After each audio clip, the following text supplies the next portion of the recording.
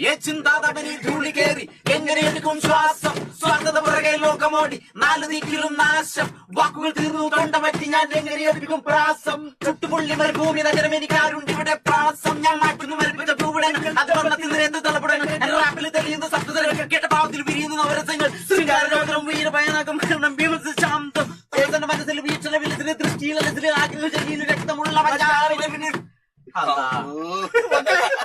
എനിക്ക് എന്തിന്റെ കേടായിരുന്നു വഴിയെ പോണ മനുഷ്യനെ വിളിച്ചു വരുത്തിയിട്ട് ഇവിടെ ഗാനമേള നടത്തേണ്ട ആവശ്യമുണ്ടായിരുന്നു. അപ്പോ